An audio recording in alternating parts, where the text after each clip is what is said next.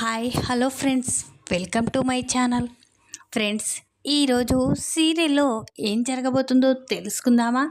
ఇక స్టోరీలోకి వెళ్ళినట్లయితే, ఎలాగైనా నువ్వు అల్లుడు సంతోషంగా ఉండాలంటే, మీకు ఏ ఆపద కలగకూడదంటే, మీరు శ్రీరామనవమి రోజు మీరిద్దరూ కలిసి పూజ జరిపించాలి, రామ కళ్యాణం జరిపించాలి. అలా అయితే నీకు అలాగే నల్ల పూసలు నీ మెడలో వేయించుకోవాలి బాబుతో అని స్వరూప అయితే చిన్నికి చెప్తుంది.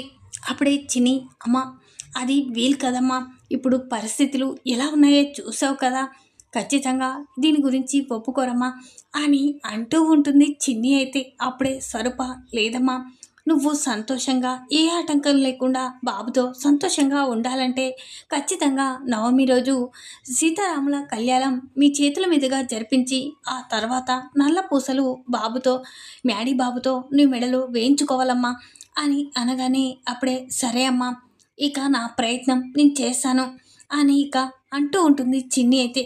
సరే అమ్మా, ఉంటాను, ఖచ్చితంగా నువ్వు ఇది నెరవేర్చాలి.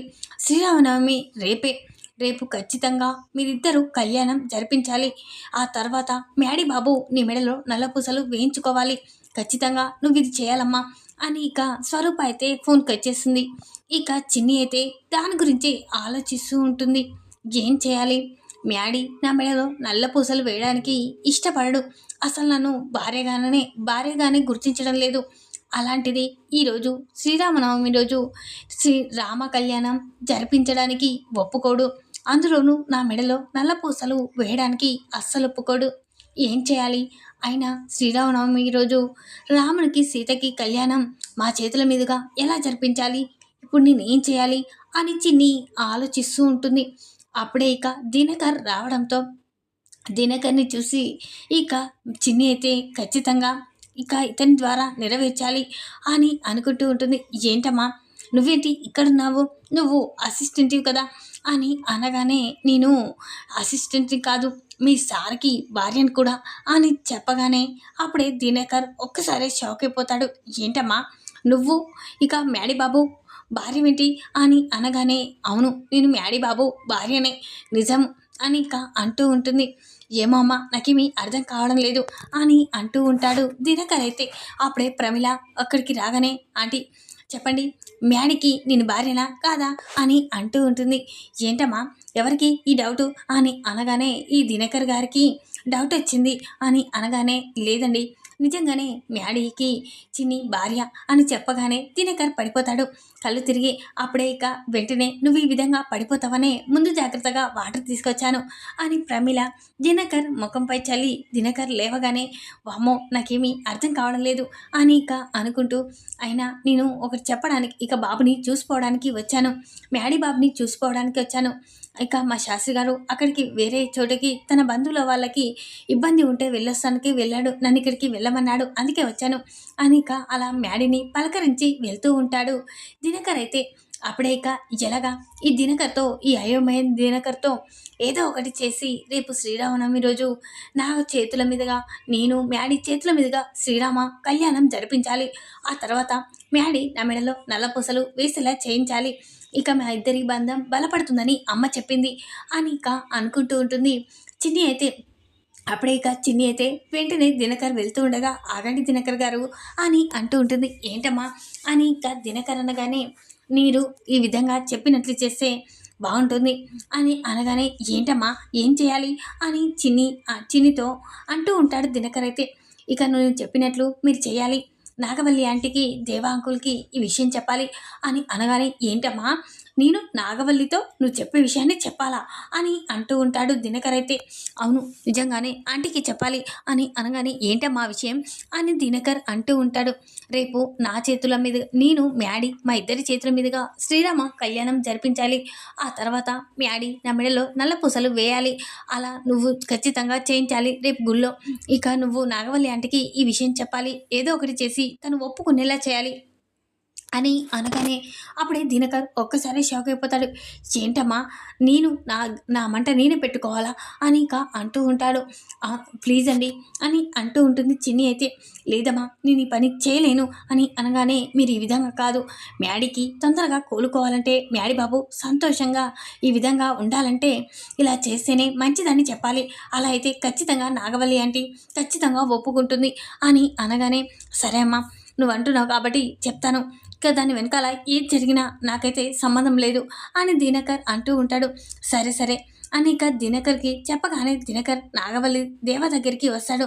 అప్పుడే ఇక, ఏంటి దినకర్ ఇలా వచ్చావు అని అనగానే, అమ్మ నీకొక విషయం చెప్పాలి అని అనగానే, ఏంటి అని నాగవల్లి ఇక దేవ అంటూ ఉంటారు.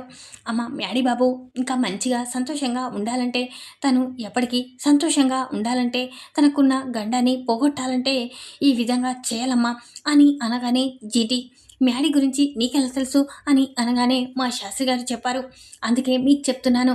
రేపు శ్రీరామనవమి కదమ్మా, శ్రీరామనవమిలో భార్యాభర్తలు మొదటి భార్య ఈ చిన్ని చిన్ని నీకు ఉండదు అనుకుంటే, చిన్ని వల్ల గండం మ్యాడీకి ఉంది కాబట్టి, మ్యాడీ గండం తొలగిపోవాలంటే చిన్నికి మ్యాడీ చేతుల మీదుగా రామ కళ్యాణం జరిపించాలి.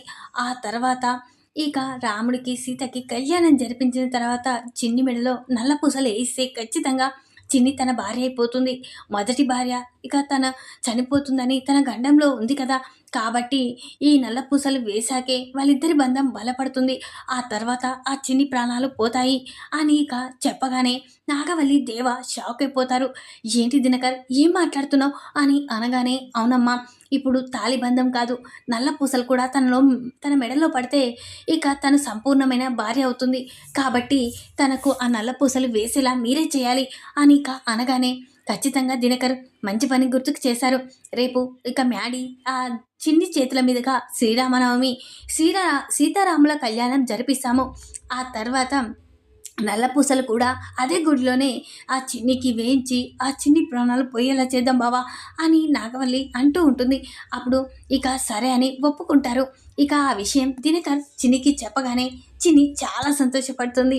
ఇక దినకర్ గారు, చాలా థ్యాంక్స్ దినకర్ గారు అని అనగానే, అమ్మ అక్కడ ఏం జరిగినా నాకైతే సంబంధం లేదమ్మా అని అంటూ ఉంటాడు దినకర్ అయితే. సరే దినకర్ అని ఇక వెళ్ళిపోతాడు దినకర్ అయితే. ఇక చిన్ని అయితే చాలా సంతోషంతో వెంటనే స్వరూపకి ఫోన్ చేస్తుంది. అప్పుడే ఇక స్వరూప, ఏంటమ్మా చిన్ని అని అనగానే, అమ్మ ఇక నాగవల్లి ఆంటీ, దేవా అంకుల్ పెళ్ళి ఇక రేపు శ్రీరామనవమి రామసీత కళ్యాణానికి ఒప్పుకున్నారు.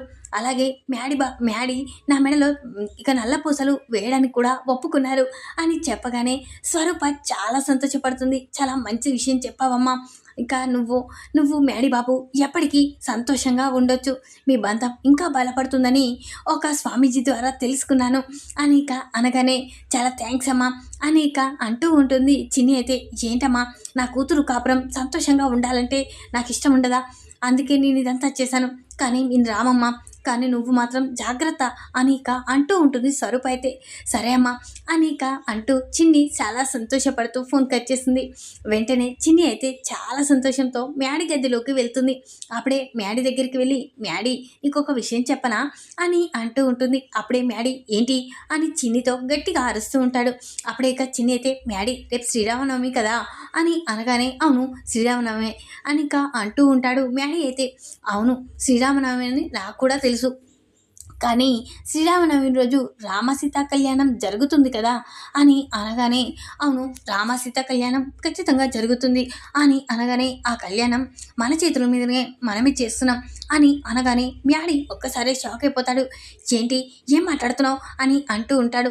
అవును, నేనే సీతారాముల కళ్యాణం జరిపిస్తున్నాము, ఆ తర్వాత నువ్వు నా మెడలో నల్ల పూసలు కూడా వేస్తున్నావు అని అనగానే మ్యాడీ ఒక్కసారి షాక్ అయిపోతాడు.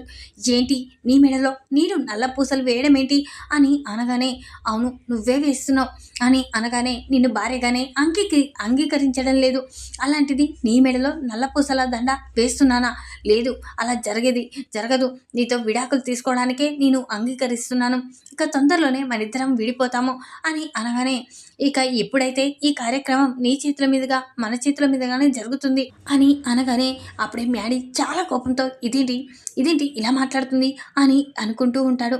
అప్పుడే అక్కడికి దేవ నాగవల్లి ఇద్దరూ వస్తారు. అప్పుడే ఏంటి మమ్మీ ఏం జరుగుతుంది ఇక్కడ? అయినా నేను ఆ చిన్ని సీతారాముల కళ్యాణం జరిపించడం ఏంటమ్మా అని అనగానే, అవును బాబు, నువ్వు చిన్ని ఇద్దరు కలిసి సీతారాముల కళ్యాణం మీ చేతుల మీదుగా జరిపించాలి. ఆ తర్వాత నువ్వు చిన్ని మెడలో నల్ల పూసలు వేయాలి అని అనగానే, లేదు మమ్మీ, నేను అదంతా చేయను. నాకు ఆ చిన్ని అంటేనే ఇష్టం లేదు. అలాంటి చిన్ని మెడలో మళ్ళీ నల్ల పూసల దండ వేయడం ఏంటి? సీతారాముల కళ్యాణం నేను తనతో కూర్చొని చేయించడం ఏంటి అని అనగానే, లేదమ్మా, లేదు బాబు, నీ గురించే ఆలోచించి మీ నిర్ణయం తీసుకున్నాము. నీకు ఇక ఇలాంటి గండాలనేటివి తొలగిపోవాలంటే నువ్వు ఈ విధంగా చేయాలి. అందుకే ఇక నేను ఒప్పుకున్నాను. నేను కూడా అచ్చిని నీతో కలిసి చేయడం అంటే నాకు కూడా ఇష్టం ఉండదు. కానీ నీ ప్రాణహాని తొలగిపోవాలంటే ఈ విధంగా చేయాలని స్వామీజీ గారు చెప్పారు అని చెప్పగానే, మ్యాడీ సరే మమ్మీ, నువ్వు చెప్పావు కాబట్టి ఒప్పుకుంటున్నాను అని అంటూ ఉంటాడు. ఇక ఉదయాన్నే సీతారాముల కళ్యాణం జరిపించడానికి గుడికైతే వెళ్తారు. ఇక ఫ్యామిలీ మొత్తం. ఇక అది చూసిన శ్రేయ అయితే చాలా కోపంతో ఉంటుంది. ఇదేంటి అత్త, ఏంటి ఈ విధంగా చేస్తుంది? నాకు మ్యాడీ బావకి పెళ్లి చేస్తానని అన్నది, కానీ ఇప్పుడు వీళ్ళిద్దరికీ నల్లపూసల ఫంక్షన్ కూడా గుళ్ళోనే చేస్తుంది. సీతారాముల కళ్యాణం వాళ్ళిద్దరి చేతుల మీదుగానే జరిపిస్తుంది అని శ్రేయ చాలా కోప్పడుతూ ఉంటుంది. అప్పుడే లోహిత, ఆంటీ అన్నీ ఆలోచించే చేస్తుంది, ఖచ్చితంగా దీని వెనకాల కూడా ఏదో ఒక కారణం ఉండే ఉంటుందిలే అని లోహిత అంటూ ఉంటుంది. అప్పుడే వాళ్ళు కోపంగా అలా చూస్తూ ఉంటారు. అప్పుడే స్వామీజీ అక్కడ కూర్చొని ఇక సీతారాముల కళ్యాణం శ్రేయ మ్యాడీలా చేతుల మీదుగా జరిపిస్తూ ఉంటారు. అప్పుడే ఇక సీతారాముల కళ్యాణం పూర్తి కాగానే వెంటనే, బాబు నువ్వు ఇక ఈ అమ్మాయి మెడలో ఈ నన్న పూసల దండ వేయాలి.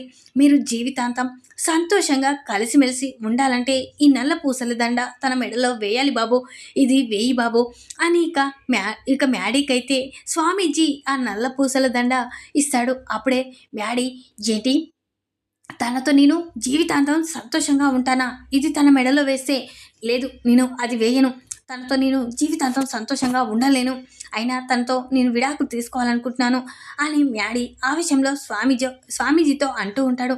అప్పుడే స్వామీజీ, ఏంటి బాబు అంత అపశకునం మాట్లాడుతున్నావు? అయినా నువ్వు నీ భార్యని ప్రేమించి పెళ్లి చేసుకున్నావు, అలాంటిది నీ భార్యని గుళ్ళో ఇక విడిపోతానని తనతో ఉండనని చెప్తున్నావు, కానీ ఆ దేవుడు సాక్షిగా మీ పెళ్లి జరిగింది, మీరు ఎప్పటికీ విడిపోరు, మీ చావే మిమ్మల్ని విడదీస్తుంది తప్ప ఎప్పటికీ మీరిద్దరూ కలిసే ఉంటారు అని అనగానే, లేదు స్వామీజీ, నేను తనతో ఉండాలనుకోవడం లేదు, తనతో విడాకులు తీసుకోబోతున్నాను. ఇక తను చేసిన పనికి అసలు తన ముఖం చూడాలంటేనే చాలా కోపంగా ఉంది, అయినా వాళ్ళు మోసం చేశారు మమ్మల్ని అని అనగానే, అప్పుడే స్వామీజీ, ఏంటి బాబు ఏం మాట్లాడుతున్నావు?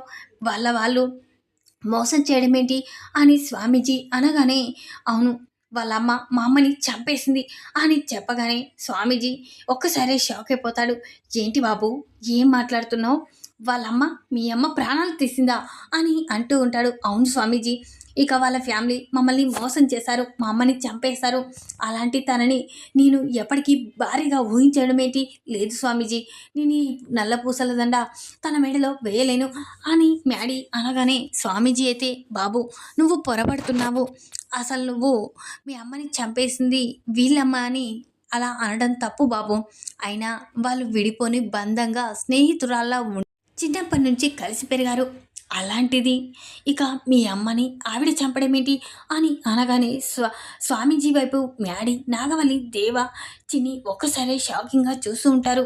అప్పుడే స్వామీజీని ఇక చిన్ని అయితే, స్వామీజీ మా అమ్మ గురించి, పార్వతి ఆంటీ గురించి మీకెలా తెలుసు అని అనగానే, నాకు అన్నీ తెలుసమ్మా, అన్నీ తెలుస్తూనే ఉంటాయి, ఆ దైవ నిర్ణయమే నా నిర్ణయం అని అంటూ ఉంటాడు. అప్పుడే ఇక వెంటనే చిన్ని అయితే, ఇక మా అమ్మ చంపలేదు స్వామీజీ, కావాలనే ఇదంతా ఎవరో చేశారు అని అంటూ ఉంటుంది చిన్ని అయితే. అప్పుడు మ్యాడీ అర్థం చేసుకోవడం లేదు అని అంటూ ఉంటుంది. అప్పుడే స్వామీజీ, బాబు నువ్వు అర్థం చేసుకోవాలి, నువ్వు నిజాన్ని తెలుసుకోవాలి, నీ కళ్ళు తెరవాలి, అసలు మీ అమ్మని చంపేసింది కావేరి, ఇక వీళ్ళమ్మ కావేరి కాదు, మీ అమ్మని చంపేసిన వాళ్ళు ఎవరో కాదు అని అనగానే, ఏంటి స్వామీజీ ఇక మా అక్కని చంపేసిన వాళ్ళు ఎవరో నీకు తెలుసా అని అంటూ ఉంటుంది. నాగవల్లి అయితే అవును నాకు తెలుసు అని అనగానే దేవ కంగారు పడుతూ ఉంటాడు. ఇదేంటి ఈ స్వామీజీ నా గురించి బయట పెడతాడా అని ఇక అనుకుంటూ కంగారు పడుతూ ఉంటాడు. అప్పుడే ఇక మ్యాడీ అయితే ఏంటి స్వామీజీ మీరు ఇదంతా చెప్పకూడదు, అయినా మేము ఇక్కడి నుంచి వెళ్ళిపోదాం మమ్మీ, అయినా ఈ స్వామీజీ ఏదో నన్ను మాయ చేయడానికి ఇదంతా చేస్తున్నాడు, ఇదంతా ఈ చిన్ని ప్లానే అని అంటూ ఉంటాడు మ్యాడీ అయితే. అప్పుడే ఇక స్వామీజీ అయితే లేదు బాబు ఏమీ పాపం తెలీదు ఆ చిన్నికి, కానీ అసలు అసలు నిజం నాకు తెలుసు, మీ అమ్మని ఎవరు చంపేశారంటే మీ నాన్నే అని చెప్పగానే మ్యాడీ ఒక్కసారే షాక్ అయిపోతాడు. ఏంటి స్వామీజీ ఏం మాట్లాడుతున్నారు, మా నాన్న గురించి తప్పుగా మాట్లాడుతున్నారు, ఆ చిన్ని నీకు ఇలా చెప్పమని చెప్పిందా అని మ్యాడీ అంటూ ఉంటాడు. లేదు బాబు నాకు తెలుసు, కావాలంటే నువ్వే చూడు అని స్వామీజీ తన చేతుల్లో ఇక తన తండ్రి తన తల్లిని చంపేయడం చూపిస్తాడు. అది చూసిన మ్యాడీ ఒక్కసారి షాక్ అయిపోతాడు. నాగవల్లి చిన్ని శ్రేయ ఇక అందరూ ఒక్కసారి షాక్ అయిపోతారు. అప్పుడే ఇక దేవ అయితే కంగారు పడుతూ ఉంటాడు. ఇదేంటి ఈ స్వామీజీ నా గురించి బయట పెట్టేశాడు అని ఇక అనుకుంటూ ఉంటాడు. అప్పుడే ఏంటి స్వామీజీ ఇది అని మ్యాడీ నాగవల్లి అనగానే అవునమ్మా ఇది నిజం, అసలు కావేరి ఏ తప్పు చేయలేదు, ఈ బాబు తల్లిని చంపేసింది తన తండ్రి, కావాలంటే చూశారు కదా అని అనగానే అప్పుడే షాక్ అయిపోతారు. వెంటనే ఇక నాగవల్లి అయితే బావా ఎందుకు బావా మా అక్కని చంపేశావు చెప్పు బావా అని నిలదీస్తూ ఉంటుంది. అప్పుడే ఇక నాగవల్లి మాటలకి దేవ కంగారు పడుతూ ఉంటాడు. అప్పుడే ఇక వెంటనే ఇక అక్కడికైతే బాలరాజు ఎంట్రీ ఇస్తాడు. లేదమ్మా వాడు చెప్పడు నేను చెప్తాను అని బాలరాజు ఎంట్రీ ఇవ్వగానే అప్పుడే నాగవల్లి ఎవరు చంపారు, ఇక కావేరి చంపకపోతే ఎందుకు బావెందుకు చంపేశాడు అని నాగవల్లి అంటూ ఉంటుంది. అప్పుడే ఇక ఆస్తి కోసం, ఆస్తి తన పేరిట చేయలేదని తన భార్యనే చంపేశాడు, ఆస్తి కోసం మళ్ళీ నిన్ను పెళ్లి చేసుకున్నాడు, కావేరి ఇక పార్వతిని చంపేయడం చూసిందని కావేరిని కూడా చంపేశాడు, ఇలాంటి మూర్ఖుడమ్మా మీ బావ అని చెప్పగానే నాగవల్లి ఒక్కసారి షాక్ అయిపోతుంది. మ్యాడీ అయితే ఇక వెంటనే దేవ దగ్గరికి వెళ్ళి దేవ చెంప పలగొట్టి నీలాంటి వాళ్ళు నా తల్లిని చంపి ఇక ఏమీ తెలియని కావేరి ఆంటీపై ఈ నింద వేశారా, ఇక వదిలిపెట్టే ప్రసక్తే లేదు, నిన్ను చంపేస్తాను అని మ్యాడీ దేవాని అంటూ ఉంటాడు. అప్పుడే ఇక నాగవల్లి అయితే లేదురా, కావేరి అయితే ఎలా జైలు శిక్ష అనుభవించిందో అదేవిధంగా ఈ దేవ కూడా జైలు శిక్ష అనుభవించాలి అని ఇక నాగవల్లి ఇక పోలీసులకి ఫోన్ చేసి ఇక దేవానైతే అరెస్ట్ చేస్తుంది. ఈ విధంగానైతే శ్రీరామనవమి రోజే గుడిలోనే స్వామీజీ ద్వారా ఇక నాగవల్లి మ్యాడీ అయితే కావేరి ఏ తప్పు చేయలేదని పార్వతిని చంపేసింది దేవా అన్న నిజాన్నైతే తెలుసుకుంటారు. ఈ వీడియో కనుక మీకు నచ్చినట్లయితే లైక్ చేయండి, మరిన్ని వీడియోల కోసం ఛానల్ని సబ్స్క్రైబ్ చేసుకోండి ఫ్రెండ్స్. Thanks for watching.